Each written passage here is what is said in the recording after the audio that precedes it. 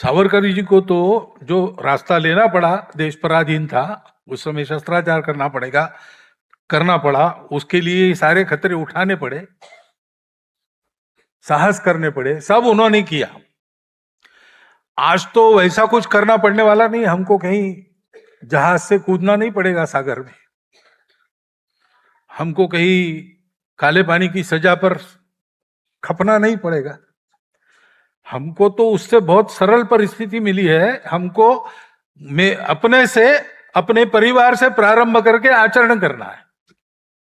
अपने बच्चों को दिशा देनी है कि खूब कमाओ लेकिन देश के लिए कमाओ, अपने लिए मत खर्चा करो।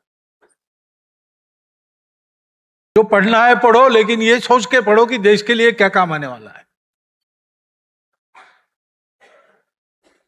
जो सारी बातें लेकर सावरकर जी ने काम किया, उन बातों का आचरण अपने जीवन में करने का अपना प्रयास, ये होता है कि नहीं होता है? वो करना पड़ेगा। वो करने का स्मरण रहे, इसलिए हम सावरकर जी की मूर्ति बनाते हैं। हम उनके रचे हुए गीतों को अच्छा स्वर देकर प्रकाशित करते हैं, प्रसारित करते हैं। हम स्वयं गाते हैं कभी कभी। इसका भान अपने को रखना पड़ेगा। सावरकर जी स्वतंत्रता के बाद भी बहुत साल तक रहे। समय समय पर उन्होंने क्या होना चाहिए, कैसे होना चाहिए, इसके बारे में बोला भी है, प्रयास भी जितना कर सकते थे उतना किया है।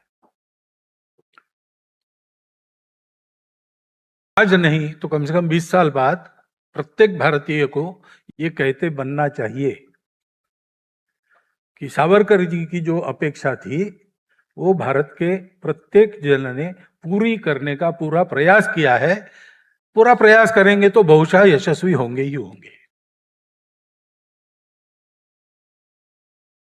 ये हमको करना पड़ेगा और इसलिए इन सब बातों का अध्ययन करना, और वो बिना समर्पण के संभव नहीं है। अपने अपने छोटे छोटे स्वार्थ प्रायोरिटी प्रथम प्राथमिकता पर रखकर चलने के बाद ये संभव नहीं होता है। ये निश्चय करना पड़ता है कि जब तक चलते हैं चलेंगे, जब नहीं चलेंगे छोड़ देने पड़ेंगे तब छोड़ देंगे, अर्पण कर देंगे। प्राथमिकता भारत है, राष्ट्र है, देश का जीवन है। राष्ट्र क्या है इसकी भी स्पष्ट कल्पना सावरकर जी ने दी है। उसको उन्होंने हिंदू राष्ट्र कहा है और हिंदू की व्याख्या भी बताई है।